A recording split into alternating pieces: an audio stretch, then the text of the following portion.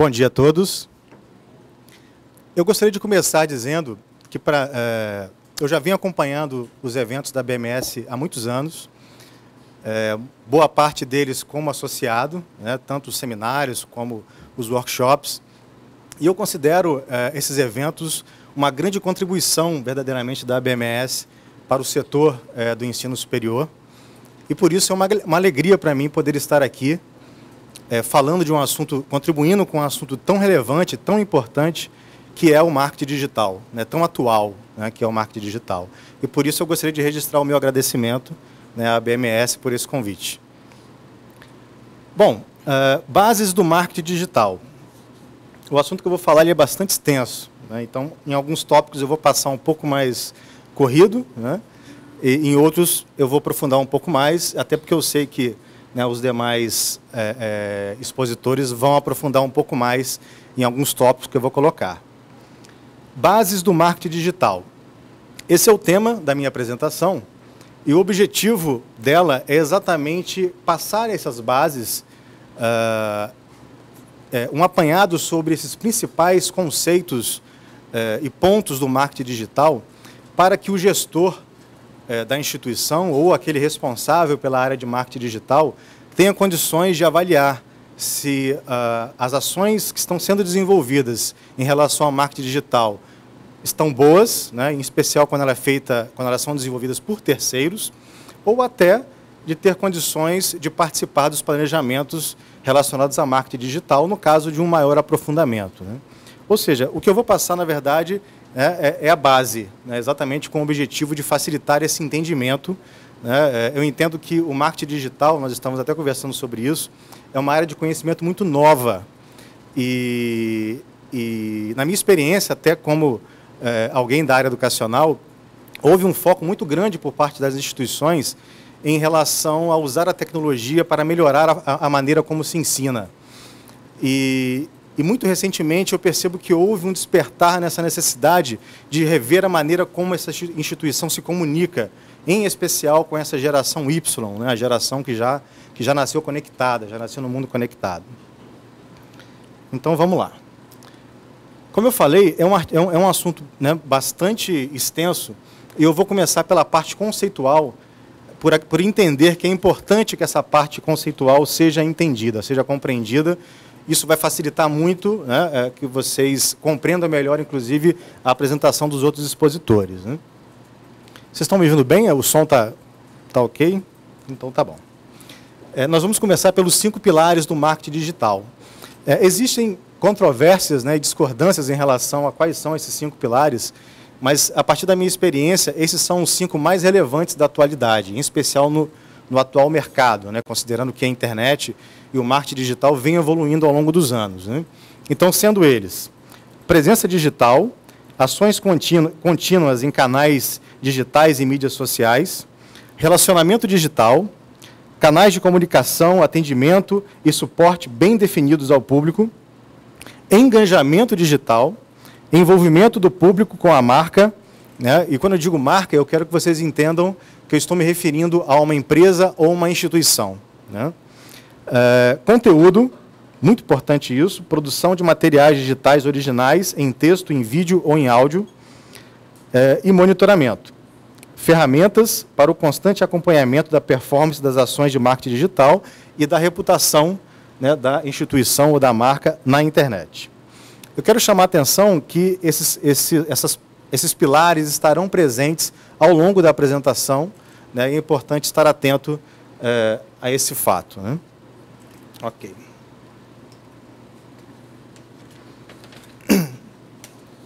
Um outro conceito importante de se assimilar é em relação à evolução da internet. Eu tenho certeza que todos que estão aqui já tiveram contato em algum momento com essa terminologia internet 1.0, internet 2.0 ou 3.0.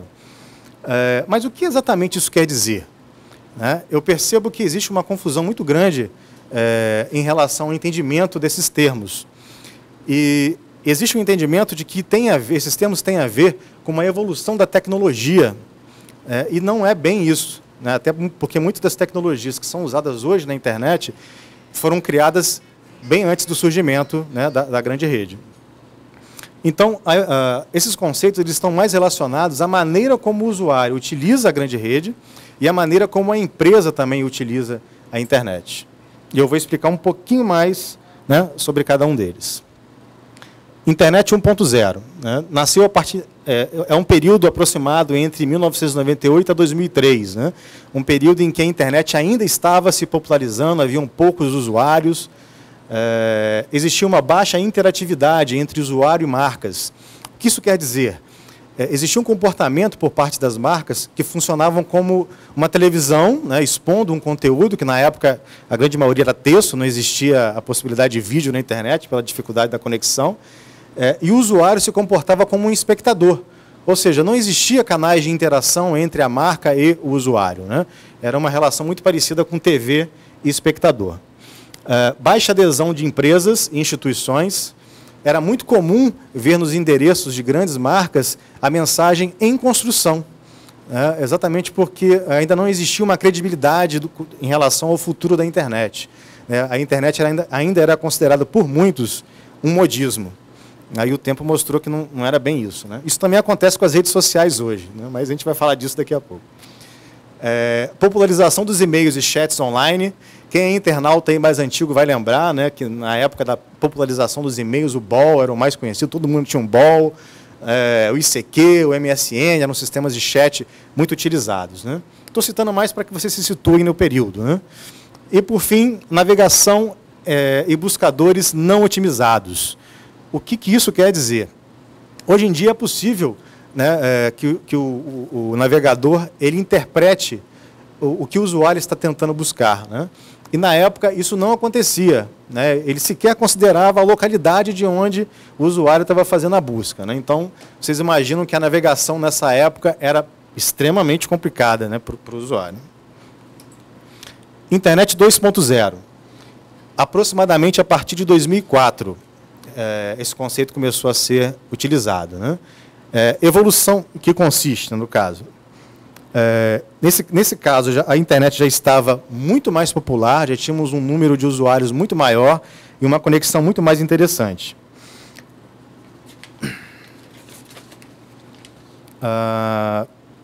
Houve uma evolução dos canais de comunicação, né, como o surgimento do sistema de VoIP, que é a telefonia via IP, né, muito conhecido pelos usuários, o Skype, né, evolução nos sistemas de chat e o surgimento das redes sociais, que trouxe um outro nível de comunicação e de interação, né, entre usuários e marcas, né. O grande aumento de usuários, né, que passou a influenciar diretamente a forma como a internet é utilizada.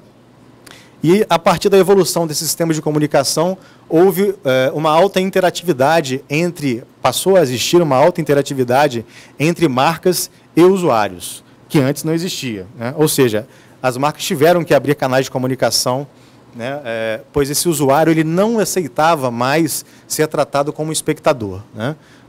Ficou muito claro que o usuário ele queria realmente uma interação, ele queria atenção, ele queria expressar opiniões e saber o que a marca pensava em relação a isso.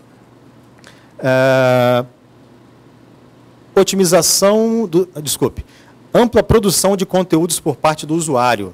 O usuário percebeu que também ele poderia ser um conteudista, né, e passou a criar uma série de conteúdos. Isso fez surgir, né, blogs, sites para publicação de vídeos, vlogs, wikis e muitos outros conteúdos que dependem diretamente da participação do usuário. Buscadores intuitivos baseados no usuário, é aquilo que eu falei, né, sobre a internet 1.0. Nessa fase, os buscadores já eram mais intuitivos, já possibilitavam, né, já consideravam, por exemplo, a localidade do usuário, as preferências dele de acordo com a navegação, e tinha mais condições de interpretar aquilo que ele estava buscando, né? Ou seja, se ele colocou ali no termo da busca administração, se ele já tivesse feito buscas de cursos, né, e se ele está em Brasília, o sistema já interpretaria que ele estava buscando um curso de administração em Brasília, né? Ou seja, já é uma outra fase dos buscadores na internet. E, por fim, o surgimento das redes sociais. Eu sei que eu já citei ali, mas eu queria chamar a atenção pelo fato que o surgimento das redes sociais ele passou a gerar um fluxo de informações sobre o próprio usuário fantástico. né, sem precedentes na história da comunicação. Informações como, por exemplo, as preferências dele, que ele mesmo espontaneamente informa, né, a sua profissão, o seu ciclo de amizade, de relacionamento, a sua escolaridade, enfim. Ele passou a gerar uma série de informações que antes as marcas não tinham, que influenciaram diretamente na forma como a internet seria utilizada, como é utilizada hoje, né, na chamada internet 3.0. A internet 3.0 ela iniciou aproximadamente, né, em 2011, se bem que o termo vem sendo utilizado mais nos últimos anos, mais nos últimos meses, eu diria. Se caracteriza pelas ações baseadas nos dados e preferências do usuário, é aquilo que eu acabei de dizer, né? As máquinas começaram a ter condições de interpretar melhor aquilo que o usuário está buscando, as suas preferências e até condições de fazer previsões de tendências a partir do comportamento desse usuário. Se caracteriza pelas ações baseadas, desculpe, já falei isso, consolidação de mídias digitais, né? Ou seja, essas mídias digitais se consolidaram de uma forma incrível, todas as marcas entenderam que tinham que estar lá nas redes sociais, se no começo existia ainda uma reticência em relação a isso, né, em relação aos futuros, ao modismo da rede social, na internet 3.0 ficou claro que não é um modismo, né, e que é importantíssimo para qualquer marca. Hoje qualquer marca tem um perfil nas principais redes sociais. Informação sobre o usuário, direcionando as principais ferramentas de ações na web, é o que eu já expliquei. Buscadores intuitivos, né, mais baseados ainda nas preferências do usuário. Nessa fase é importante citar que o próprio Google, que é o líder entre os buscadores, entre os sites buscadores, 98% do público usa o Google, ele passou a considerar as redes sociais, as ações nas redes sociais, na sua métrica, em que considera o que é mais relevante para a internet, para os resultados de busca. Ou seja, quais são os sites ou páginas que aparecem ali nos primeiros resultados, né? Então, a rede social passou a fazer parte dessa métrica, as ações nas redes sociais, dessa métrica do Google, e influenciar diretamente a reputação dessa instituição para o Google e na apresentação dos resultados da busca. E, por fim, penúltimo, campanhas publicitárias baseadas no usuário, né? Vocês imaginam que esse tanto de dados gerados sobre o usuário acabou se tornando um tesouro para quem é da área de comunicação e para quem era da área de marketing, porque passou a ser possível segmentar muito mais o público-alvo, ou quem terá acesso a uma publicidade específica. E, por fim, o alto tempo de conectividade, né? Agora, muito recentemente, saiu uma pesquisa em que no ano de 2014, nós não chegamos nem na metade do ano ainda, nós já tivemos um aumento de 30%, essa pesquisa saiu semana passada, 30% na utilização de smartphones. Ou seja, depois de surgir os móveis, o tempo de conexão ele aumentou exponencialmente, né, e essa tendência, existe uma tendência de que isso cresça muito mais para daqui a 2 anos. Ok. Então, uma vez entendida essa questão, né, dos conceitos internet 1.0, 2.0 e 3.0, eu gostaria de chamar a atenção ainda também na parte conceitual sobre a questão do comportamento digital. É fundamental ter esse entendimento para que se possa compreender melhor as estratégias que são utilizadas no marketing digital, em especial na questão 3.0. Qualquer pessoa hoje que esteja submetida a essa alta conectividade, ou que faça parte dessa sociedade conectada que nós vivemos, desenvolveu algum tipo de comportamento digital. E eu não estou me referindo só à geração Y, né, quem já nasceu no mundo conectado.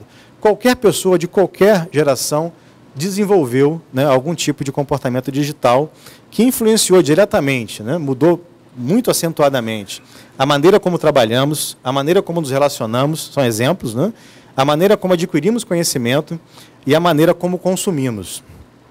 Porém, eu vou dar um destaque especial à maneira como decidimos o que contratar ou comprar. Eu sei que parece um pouco óbvio, mas é importante ter esse conceito muito bem claro, né? Porque antigamente, antes da internet, quando um cidadão queria adquirir algum bem ou contratar algum serviço, que ele tenha tido acesso, né, na mídia de massa, na televisão, o que ele poderia fazer era perguntar, né, no seu ciclo ali de relacionamento, de trabalho, né, ele tinha que contar que alguém tivesse também contratado ou comprado aquele produto para saber a experiência da pessoa em relação àquilo. E hoje em dia, né, qualquer pessoa conta com milhares e às vezes milhões de opiniões sobre uma marca ou sobre algum produto específico. E isso é importantíssimo que seja considerado. Vou passar meu roteiro aqui porque é bastante coisa. Então, nesse caso, eu apresento um fluxograma desse processo de decisão atual. Então, nós começamos ali com a mídia de massa, né, onde o usuário, ele inicialmente tem acesso com aquele objeto de desejo, né, seja serviço ou seja produto, e 98% das pessoas, a primeira coisa que elas vão fazer antes de pensar em entrar em contato com a marca, com a empresa, com a instituição, é procurar no Google, né, passei direto. Que é o nosso oráculo moderno, né? É o Google. E a partir do Google ela pode ir, né, ou para sites da marca, ou para fóruns e grupos de discussão, né, sobre o assunto que a marca está relacionada, ou sobre uma página da rede social, né, da marca. E o que ele vai encontrar nesses meios, nesses ambientes, vai influenciar diretamente a sua decisão de compra. Muito mais do que esse produto ou essa marca está sendo exibida num veículo de massa, na televisão, ou ele está sendo indicado por um global, né, por uma celebridade. Ou seja, o que os outros usuários estão dizendo influi muito mais na tomada de decisão, né, do que essa grande exposição da marca em veículos de mídia. E o que o usuário espera encontrar, né? Qual é o mínimo que esse usuário espera encontrar de ações dessa marca na internet que pesará diretamente a sua decisão? Então vamos lá. Sites que representem a marca também parece um pouco óbvio, mas eu quero chamar a atenção para o fato de que muitos sites estão desatualizados em relação a esses novos conceitos 3.0. Ou seja, o site ele tem que ter comunicação clara, navegação intuitiva, um canal de comunicação eficaz e ferramentas funcionais. Daqui a pouco eu vou falar um pouquinho mais sobre isso. Presença nas redes sociais, né, é fundamental essa interação com o usuário, essa presença, né, contribuindo com notícias, conteúdos relacionados à marca e ao setor que essa marca participe. Boa reputação junto aos usuários, né, ausência de reclamações ou boas justificativas, às vezes não tem como fugir das reclamações, né, mas que tenham boas justificativas nos canais ou no site, né, existem alguns canais apropriados onde o usuário vai lá, faz a sua reclamação, a sua ponderação, como reclame aqui, né, e é muito importante que a marca esteja muito atenta, né, ao que está acontecendo, ao que está sendo falado sobre ela na internet. E uma observação ali, a exigência é maior para instituições de ensino superior. Existe um entendimento, essa é a minha experiência, de que instituições de ensino superior são centros de desenvolvimento tecnológico e do conhecimento. Então, é muito natural que o usuário entenda que a instituição ela seja uma referência em relação a isso. Aplicações práticas do marketing digital. Então, nós vamos entrar agora aqui numa parte mais prática, né? Ou seja, antes, inclusive, de falar sobre isso, eu quero esclarecer, eu percebo muita confusão em relação a isso. Quando eu falo de marketing digital ou de marketing, nós não estamos falando sobre publicidade tão somente, né? Ou propaganda tão somente, que também faz parte do marketing, né? Nós estamos falando num sentido muito mais amplo, e agora eu quero explicar algumas aplicações práticas em que o marketing digital pode ser aplicado em benefício da instituição ou da marca, né, que ele venha sendo trabalhado. Então, fidelização de alunos, né? Como nós já falamos, em especial essa geração Y, valoriza muito mais, né, a presença da marca na internet do que nos veículos de massa, né? Então, para que essa fidelização aconteça, é claro que existem muitos outros fatores, né? Eu diria que esse é um básico.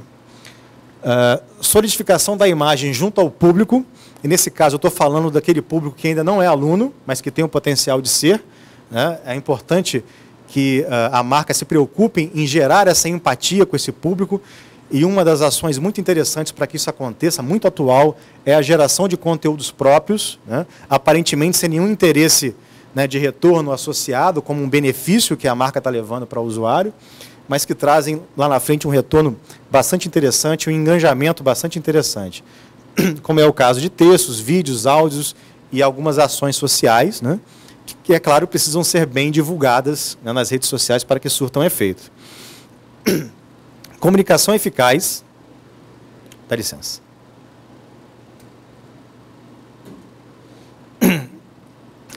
O marketing digital ele tem diversas ferramentas de comunicação extremamente eficazes e algumas, inclusive, automáticas, que podem facilitar muito os procedimentos, minimizar dúvidas, né, do usuário e, inclusive, minimizar o esforço, né, humano ali na gestão dos processos, né? Engajamento com o seu público, essa é uma palavrinha que está bem em moda, né? O engajamento com o público, no caso eu estou me referindo ao engajamento digital. E um bom engajamento, ele depende de um envolvimento emocional do usuário ou do público com a sua marca, né, ou com a marca que ele está se propondo. Ele precisa sentir orgulho daquela marca, ou de participar de alguma forma, de ter algum relacionamento com aquela marca, para que ele possa espontaneamente indicá-la, né, e até viralizar algum tipo de campanha da marca na sua rede social.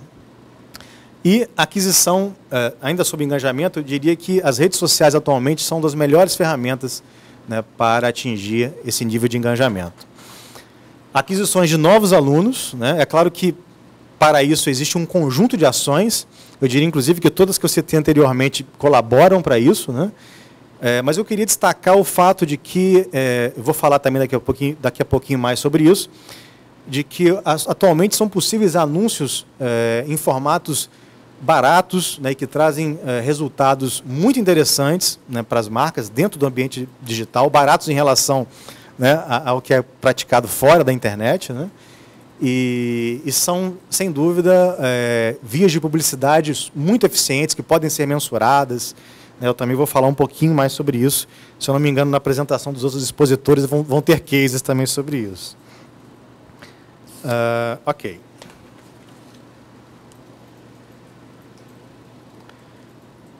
Então, ações básicas de marketing digital. Ou seja, o que a instituição precisa fazer, quais são as ações que ela precisa implementar para que ela consiga alcançar todas aquelas aplicações práticas que eu acabei de apresentar, né? Qual é o básico disso? Então, vamos lá. Site otimizado. Aliás, eu vou passar, né? Nós vamos falar em específico de cada um. Site otimizado dentro dos padrões 3.0. É bom dizer que uma boa comunicação digital, ela começa com o site, né, que vai ser o primeiro local onde o usuário, né, ou o visitante vai procurar, né, vai visitar ou vai buscar informações sobre a marca que ele está interessado. E esse site ele precisa reunir uma série, né, de elementos para que ele seja considerado um site atualizado e alinhado com esse público. Então, eu vou citar aqui rapidamente alguns deles, né? Layout bem planejado. O que é isso? O que é um layout bem planejado? O usuário, quando chega, por exemplo, numa instituição, no site de uma instituição de ensino, ele quer, se ele não é aluno, ele quer muito provavelmente encontrar ali informações de forma facilitada, informações sobre os cursos, informações relacionadas a esses cursos, a maneira que ele pode fazer a inscrição dele, a matrícula dele, enfim, informações que ajudem na tomada de decisão desse aluno ou desse candidato ao aluno. E é muito comum que no layout aplicado sejam dados destaques que não são bem esses, né? Muitas vezes ali um banner falando de um parceiro, uma notícia em destaque, né? E aquelas informações que seriam importantíssimas para o candidato ou aluno tomar a decisão dele, não estão bem destacadas ou não estão numa posição que facilita a ele encontrar aquela informação que ele deseja. Navegação intuitiva. Está diretamente relacionado com a de cima, porque o conceito da navegação é que o usuário encontre facilmente a informação que ele deseja com poucos cliques. Ou seja, Se o usuário ele precisa procurar muito, né, clicar muito dentro do site para encontrar aquilo que ele deseja, a tendência é que ele desista antes do quarto clique. Existem pesquisas que dizem que a partir do terceiro clique ele desiste. E isso é um grande vilão, né, para a taxa de rejeição dos sites. Design harmônico, alinhado com o público-alvo, né, e baseado no público-alvo e não em gosto pessoal. Esse é um problema que eu ainda encontro muito, né?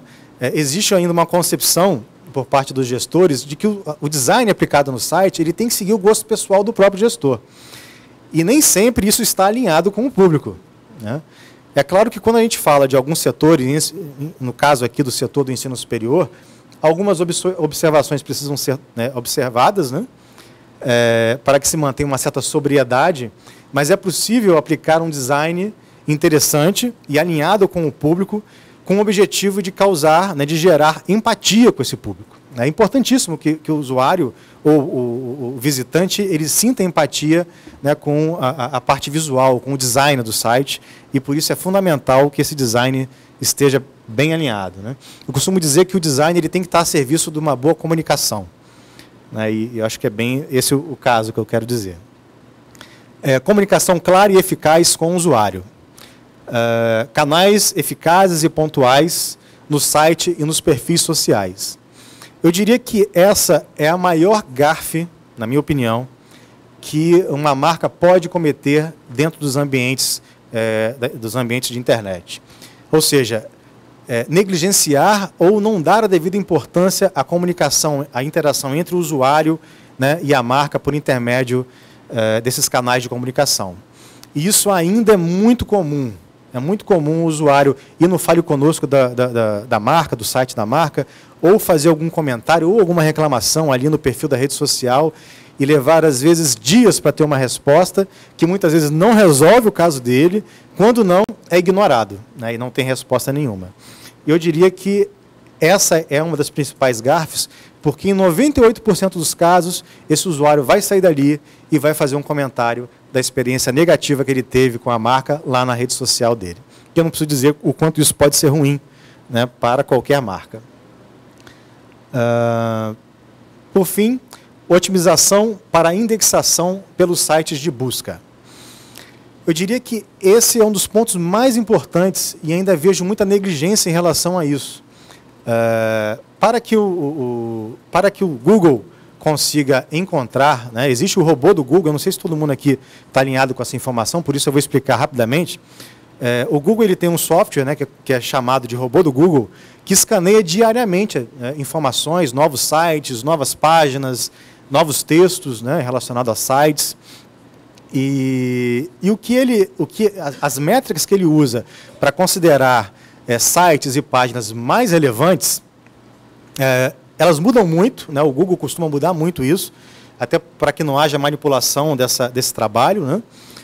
Mas eu diria que tem algumas métricas que são básicas, né? E se a marca desenvolver um trabalho bem planejado em relação a essa técnica que eu estou apresentando, que eu estou citando, né?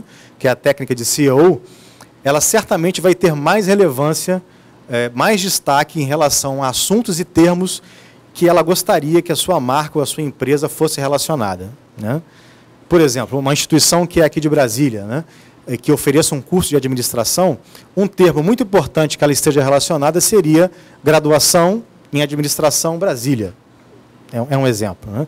Então, a técnica de SEO, né, cuja tradução aproximada é a otimização dos mecanismos de busca, tem exatamente esse objetivo, né? Tornar mais visível para o robô do Google quais são aqueles termos, informações e áreas que a marca quer que ela seja relacionada. Ou seja, o usuário vai encontrar ela mais facilmente na hora de fazer uma busca. SEO, né, é muito importante, né, e eu chamo a atenção, né, para esse fato. Eu queria abrir um parênteses aqui, que o objetivo dessa minha apresentação é exatamente passar essas bases, né, para que os gestores e responsáveis pela área de marketing tenham condições de tomar essas decisões e avaliar se realmente isso, se o trabalho está sendo desenvolvido corretamente. Ok. Outra ação básica, né, de marketing digital é o e-mail marketing, que é uma ferramenta fantástica, fundamental em qualquer trabalho de marketing digital atualmente. Eu também gostaria de começar esclarecendo, existe uma confusão ainda muito grande em relação ao que é marketing digital. Muita gente entende que o marketing digital é a mala direta eletrônica, né, que é aquela propaganda que chega por e-mail e que muitas vezes a gente nem pediu, né, os odiados spams. Porém, as ações de e-mail marketing elas são muito mais amplas, né, e podem trazer muitas outras aplicações práticas para a marca. Eu vou citar um pouquinho, né, são só alguns exemplos, né, que são muitos. Então, um deles, né, mensagens automáticas de rotina. Tem aqui os detalhes. São aqueles e-mails que são disparados automaticamente, sem que um colaborador precise, né, executar. Como, por exemplo, quando fazemos ali uma inscrição em algum curso ou uma compra, né, é muito comum que chegue esse e-mail automático que passa mais credibilidade, que já tira dúvidas iniciais do usuário, evitando ali gerar mais comunicação em relação a dúvidas. É, sem dúvida, um tipo de e-mail, né, relacionado ao e-mail marketing muito eficaz e muito interessante para ser utilizado pelas marcas. Mensagens de aniversário e outras datas comemorativas. Também é bastante interessante para o engajamento, né, que é possível programar para que o próprio sistema dispare essas mensagens sem a preocupação de estar ali olhando a agenda, né, se o usuário fez aniversário. E mensagens automáticas diversas de rotinas administrativas, né, que lembre, por exemplo, o vencimento de uma parcela, que lembre uma atividade que está vencendo, né, enfim, diversas outras, né, um tempo que o usuário, às vezes o aluno está sem acessar o perfil, né, existem várias usabilidades que podem, que o e-mail marketing ou que o e-mail automático pode ser aplicado. Suporte ao cliente.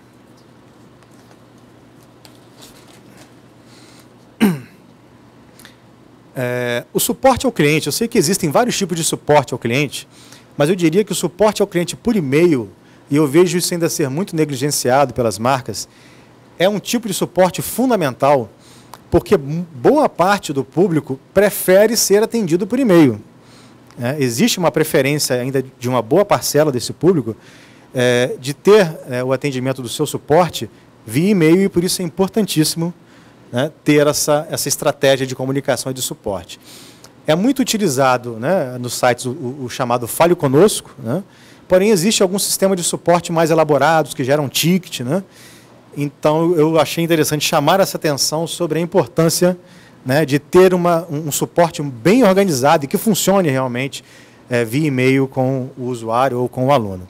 Ali eu citei alguns exemplos, né, de dúvidas sobre os cursos, bem focado em instituições, né, solicitações de segunda via de boleto ou outros procedimentos administrativos, agendamento de atividades relacionadas, enfim, tem uma série de utilidades, né, que pode ser aplicado para o suporte via e-mail.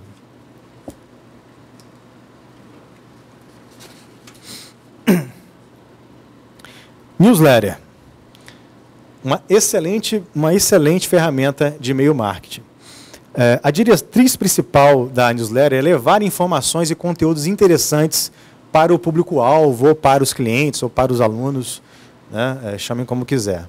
Lembrei da professora Carmen agora que, né, acharam ruim quando ela chamou de cliente. Né? Né? Então, algumas características importantes sobre a newsletter. Né? Apresentação de conteúdos úteis para o usuário. A newsletter funciona como um boletim online. Na verdade, a tradução é bem essa, né? Boletim de notícias. Né? Deve conter na newsletter notícias sobre a instituição, sobre a marca, ou escrita, ou em vídeo, né, que acaba sendo muito interessante para essa questão do engajamento, do envolvimento com o público. Informativos relacionados, né, aos procedimentos ali da marca, da instituição, artigos relacionados, né, artigos, por exemplo, de disciplinas que fazem parte, né, dos cursos da instituição. E um ponto que eu gostaria de chamar a atenção sobre a newsletter nunca se deve fazer publicidade na newsletter. Né? O objetivo da newsletter é exatamente levar um conteúdo gratuito e interessante, né, livre ali de comercialização para o usuário. Então é importante, né, resguardar que essa imagem ela permaneça. Nós vamos deixar a publicidade para, né, a mala direta eletrônica, que é uma outra ação de e-mail marketing, que está, né, focada na venda direta, né? Eu queria chamar a atenção pela questão do spam. Eu sei que muita gente tem dúvida, né, em relação a spam. E o que é uma mala direta, né, uma ação de e-mail marketing de mala direta, considerada opt-in, ou seja, que não fira, né, o código de ética anti-spam, que é um código de ética bem elaborado, né? Existe hoje órgãos que fiscalizam essas práticas. Eu não vou ter como, né, descer detalhes aqui, até pelo tempo, mas eu vou chamar a atenção para um artigo que eu tive a oportunidade de escrever recentemente para o blog da BMS, que aprofunda um pouco mais sobre essa questão da utilização correta, né, do e-mail marketing e da mala direta, né? Mas o que é um e-mail marketing, uma mala direta opt-in? É aquela mala direta que é enviada a partir de uma base de e-mails em que o usuário pediu para receber, ou esse usuário tem algum tipo de relacionamento com essa marca, né? Ou é um aluno, né, ou é alguém que fez algum tipo de curso, de seminário, e aí é muito natural que essa marca mande algum tipo de publicidade, né, para esse usuário, ou para esse aluno, ou para esse cliente. Então, são algumas características, né, dessa mala direta, né, para que ela seja considerada opt-in. Cadastros realizados espontaneamente no site ou perfis de redes sociais, clientes cadastrados no ato da compra, né, que eu acabei de dizer, de produtos ou serviços. Às vezes você vai lá, faz uma compra numa loja, informa lá seu e-mail, vai ser muito natural que essa loja te mande depois uma publicidade. Participantes de eventos onde informam seu e-mail, endereço eletrônico, como vocês aqui fizeram, né, se inscrever, informaram, né, o e-mail. Então, como eu falei, é natural, né, que a marca envie esse e-mail, desde que esteja muito atento a essa última opção que eu coloquei, o último tópico, que é a opção para o opt-out. Ou seja, o usuário ele tem que ter a possibilidade, lá no finalzinho do e-mail, de pedir que o e-mail dele seja retirado daquela lista, né? Se a marca se atentar, né, a esses tópicos, ela dificilmente vai cair na malha aí do anti-spam. E é importante também destacar que os filtros anti-spam estão cada vez mais eficazes. Se não houver uma preocupação em relação a isso, a sua mala direta nem vai chegar no usuário, né? Graças a Deus.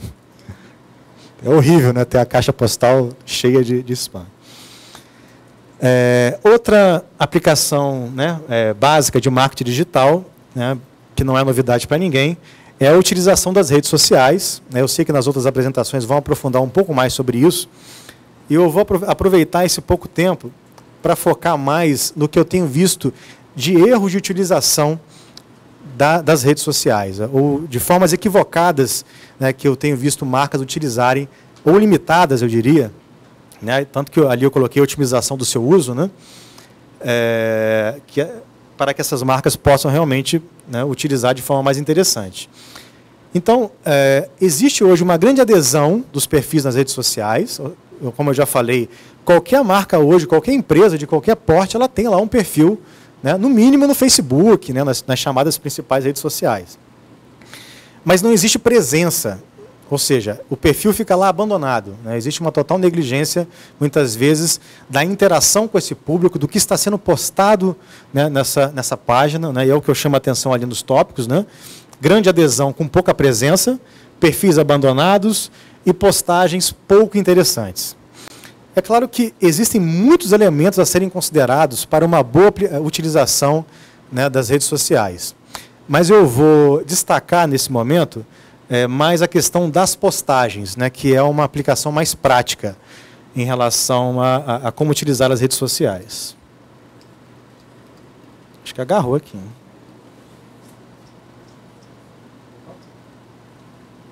Foi. Então, tipos de postagens que eu sugiro, né, gente, só abrindo mais um parênteses, tanto essa projeção, né, vai ser disponibilizada depois no site da BMS. Tá? Eu estou vendo gente batendo foto do slide, então vai ter isso depois. E eu também fiz uma transcrição dessa apresentação em forma de apostila, já está lá também, né? Ou seja, vai ter, né, o material para consulta depois com links para vocês poderem aprofundar, ok? Então, sobre postagem de terceiros, eu até escrevi ali uma frase, né? Nenhum é ruim, muito é pior. Né? É muito natural a prática de, muitas vezes, compartilhar o conteúdo de outros sites ou de outras páginas, né? Notícias, ali colocando a fonte. Ok, isso é uma ação natural, normal, às vezes até necessária, eu diria. Porém, existem perfis que só postam conteúdo de terceiros. Né? E isso é extremamente ruim por dois aspectos. É ruim para a reputação, porque ela não gera um envolvimento com o público, que acaba achando a página chata e enfim, não vai ter nenhum incentivo, nenhuma motivação para visitar aquela página e para interagir. E também, como eu falei, influencia diretamente a indexação do Google. Né? Quanto mais conteúdo, né, essa marca gera, tanto no site dela, como num blog ou nas redes sociais, tudo isso acaba influenciando diretamente na sua reputação junto aos buscadores, e isso vai destacar mais a instituição, né, dos resultados das buscas feitas pelos usuários. Notícias sobre a instituição também é algo que eu vejo como fantástico para as instituições de ensino. Né? Normalmente existem muitos assuntos a serem noticiados, né? Como, por exemplo, novos cursos, melhorias na infraestrutura, reconhecimento de cursos, participação da instituição em eventos e campanhas, atividades com alunos, ações sociais e etc. Né?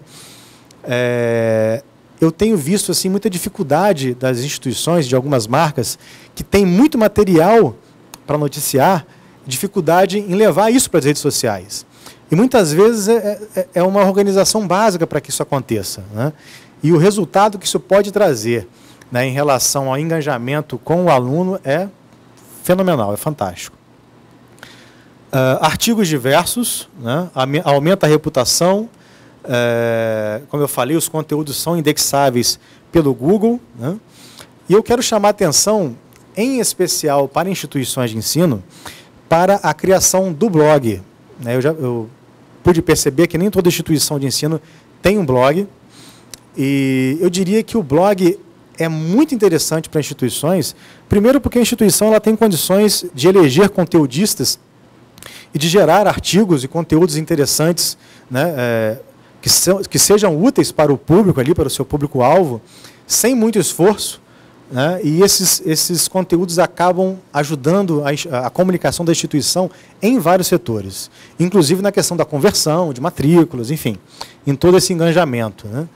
Então, é uma indicação que eu deixo aqui. É muito importante que instituições se preocupem em ter um blog associado ao site, para que a sua relevância seja cada vez mais acentuada ali junto aos buscadores, né, e ao público em geral. Anúncios, né, também é possível fazer anúncios nas páginas das redes sociais, desde que sejam observados os períodos adequados. Né, a gente tem que tomar cuidado para não ser aquele chato do anúncio, né, está toda hora mandando um anúncio publicitário. E se houver, né, um bom engajamento da marca com o seu público, vai ser muito natural que esse usuário, vai haver uma chance grande que esse usuário replique ou compartilhe aquela peça publicitária para os seus contatos. Né? Ou seja, se existe um orgulho dele, um envolvimento, né, emocional com a marca, essa marca tem grande chance de ter uma publicidade gratuita, esse grande potencial de viralização, né, que as redes sociais apresentam. E, por fim, uma outra sugestão de publicação, né, nas páginas das redes sociais, né, referências sobre as principais datas, né, potencial de engajamento, né, que traz um grande potencial de engajamento, né, também para a marca. Eu queria até chamar a atenção para a própria página da BMS, que começou, né, há um tempo um trabalho bem interessante nesse sentido e que serve de exemplo em relação a conteúdos interessantes para serem postados nas redes sociais. A BMS está seguindo bem a cartilha dela. Fiz até um comentário lá, por sinal, sobre isso. Ok. Então, eu vou citar aqui rapidamente as principais redes sociais. Né? Existem muitas hoje no mercado. porém, eu diria que essas são as principais em que a instituição precisa ter o perfil, né, precisa estar presente com o seu perfil. Facebook, todo mundo conhece, né, uma rede social voltada, né, para a formação de rede pessoal. Atualmente é a mais acessada. Twitter, né, que apesar de vir perdendo nos últimos anos um pouco de espaço, ou bastante espaço, ainda é uma rede social muito relevante e importante que a instituição esteja presente e participativa. LinkedIn, né, que é uma rede social voltada mais para o network, né, ou seja, para formar redes de relacionamento profissional. O YouTube, né, que também é uma rede social, né, às vezes o público em geral não entende isso, mas também é uma rede social, onde se cria perfis, né, e é uma rede social para compartilhamento de vídeos, e que muito recentemente foi totalmente integrada ao Google+, né, o Google+, que é o Facebook do Google, né, é a rede social de relacionamento pessoal do Google. E, por fim, o próprio Google+, né, que eu acabei de citar. E que, apesar de não ter, nem de longe, a mesma relevância do Facebook, eu considero uma rede social importante que a instituição, né, ou a marca esteja presente, porque o usuário ele pode chegar ao perfil dessa marca nessa rede social por intermédio, por exemplo, do YouTube, né, que é muito mais popular, ou por intermédio de alguma ação publicitária no próprio Google, né, então fica muito feio o usuário chegar lá e não ter uma página, né, e a coisa está desorganizada ou está abandonada. Por fim, eu queria citar, né, como curiosidade, duas redes sociais que vêm crescendo exponencialmente, né, apesar de ainda não ser possível a publicidade nelas, que é o Instagram e o Pinterest, né, que são redes sociais voltadas mais para o compartilhamento de imagens e até de vídeos, né? E o interessante é a curiosidade de por que ela vem crescendo, né? Porque ela vem sendo usada mais por jovens, né, em especial pela geração Y. Não que eles tenham parado de usar o Facebook e as outras, mas o que acontece é que no Facebook já tem lá o pai, a mãe, a tia, né? E aí os jovens se sentem um pouco compelidos ali na sua interação e foram buscar, né, uma alternativa, e o Instagram em especial tem servido como essa alternativa. Então é bom ficar de olho nessas redes sociais que vem crescendo muito, né?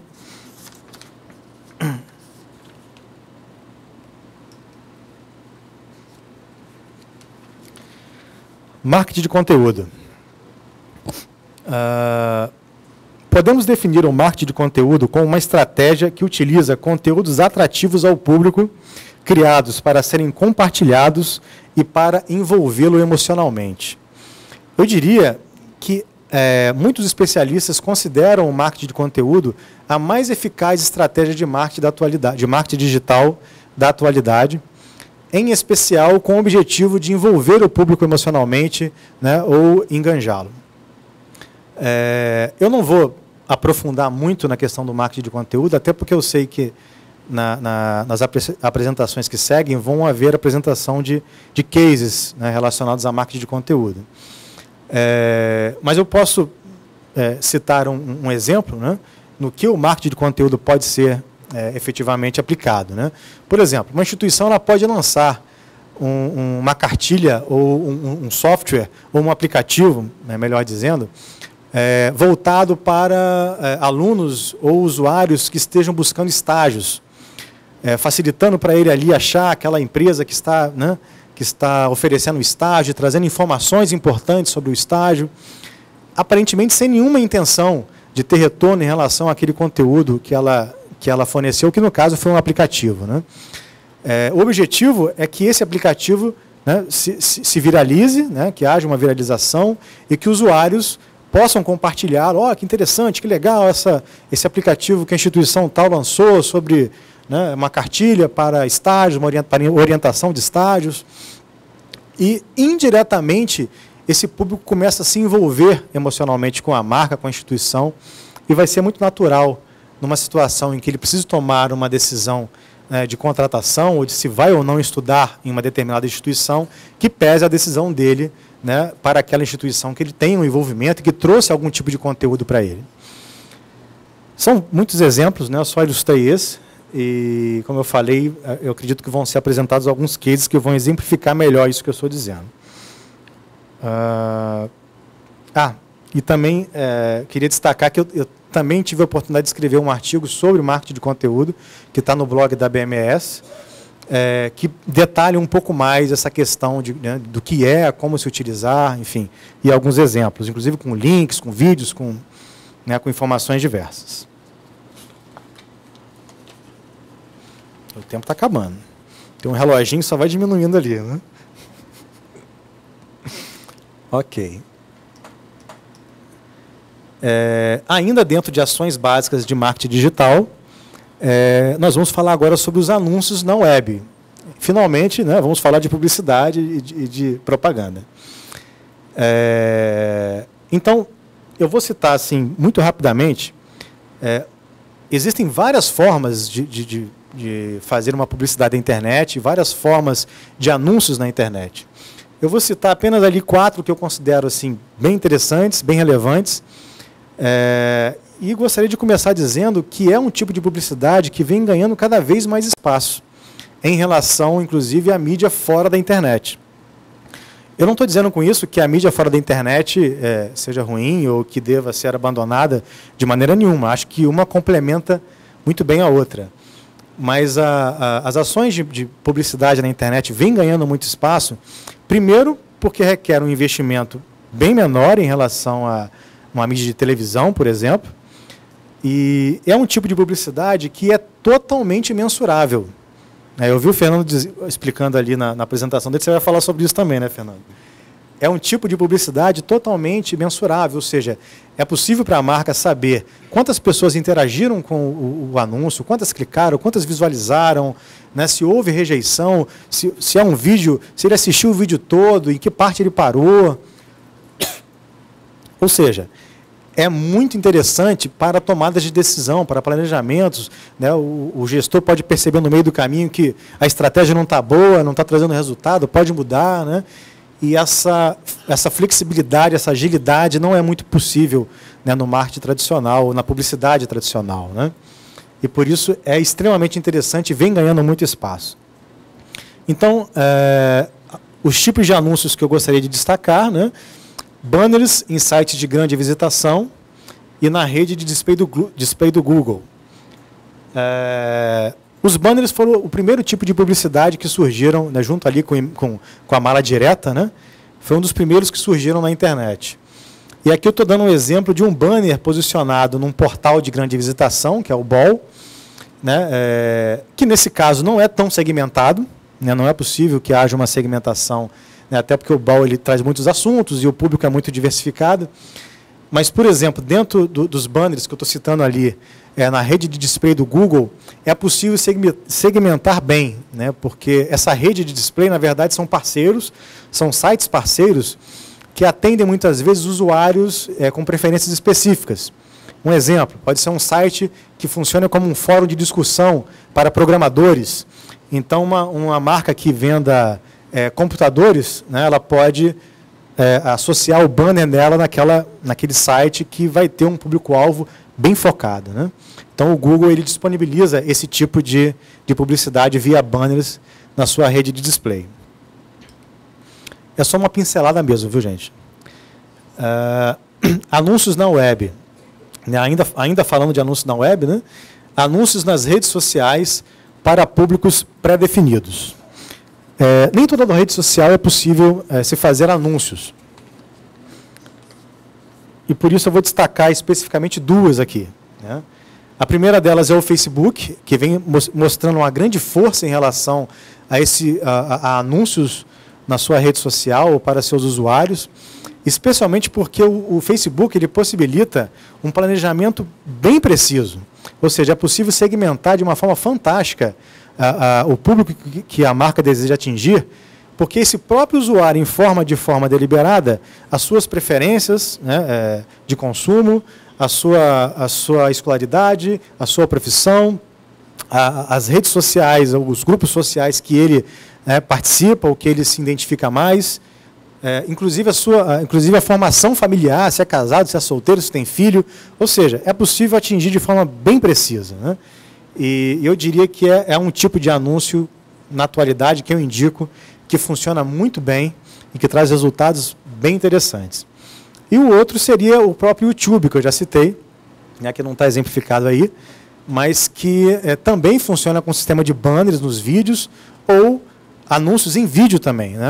A marca pode criar anúncios em vídeos que poderiam ser aplicados em televisão ou na própria rede de display do YouTube, que tem né, hoje qualquer tipo de vídeo, a primeira rede social, né, que o usuário procura é no YouTube, é a rede mais acessada, né, e por isso eu indico como uma grande força, né, para anúncios na internet.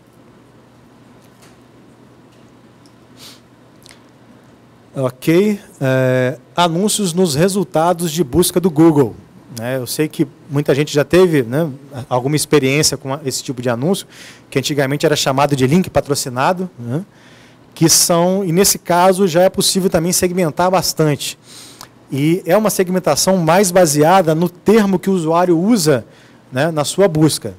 Ou seja, ali nós demos um exemplo de Ensino Superior Brasília. E os banners, né, ou os anúncios que aparecem relacionados a esse termo são contratados previamente pela marca. E que sempre aparecem um pouco antes do resultado orgânico da busca, né, ou seja, daquele resultado que não tem nada a ver com propaganda. Também é um tipo de anúncio muito eficaz, né, que, se bem planejado e bem executado, traz resultados a nível de visitação e até de conversão, né, muito interessantes. Eu diria, até abrindo um outro parêntese, que a publicidade digital ela se faz muito interessante exatamente pelo fato da possibilidade de poder converter na hora, em tempo real. Né, poder fazer uma venda na hora, uma inscrição na hora, ali o usuário interage com aquela peça de publicidade e faz ali a sua matrícula, a sua inscrição, né? Ao passo que na mídia fora da internet isso não seria possível, né? É uma vantagem incrível. E, por fim, os chamados podcasts, que eu imagino que não seja tão conhecido, né? Não é tão conhecido pelo público em geral, mas é bem mais do que isso, é mais amplo do que eu vou explicar, mas para ficar mais bem entendido, são programas em áudio que são gravados, como no formato de uma rádio, muitas vezes entrevistando alguém ou trazendo algum assunto, né, ou discutindo algum assunto. E em meio a esse programa, que é gravado e o usuário ouve na hora que ele quer, que ele pode, são vinculados anúncios, né, muitas vezes relacionados ao tema que vai ser falado no podcast, né? Enfim, existem podcasts, né, para leitura de livro, várias aplicações, realmente. Eu considero, inclusive, uma boa mídia para instituições de ensino, né? Especialmente para quem não pode ler, né, ter ali a opção de um arquivo ou de uma informação em áudio. É um tipo de anúncio que vem se mostrando muito eficaz, especialmente porque o usuário está envolvido. Está envolvido ali né, naquela hora com o conteúdo, né, com o áudio, e acaba trazendo, né, resultados bem positivos em relação ao engajamento. Bom, terminei faltando 3 minutos. Né, então, foi bem cronometrado, né, professora? Então, que bom, né? Dá tempo da gente fazer algumas perguntinhas. Eu não sei, Lidiane, a gente faz o bloco no final só. Ah, então tá. Tá certo, então. Eu agradeço a atenção de todos. Se tiver algumas dúvidas, peço que anotem, depois nós vamos ter a resposta das perguntas. E agradeço a oportunidade, um bom seminário a todos. Obrigado. Obrigada.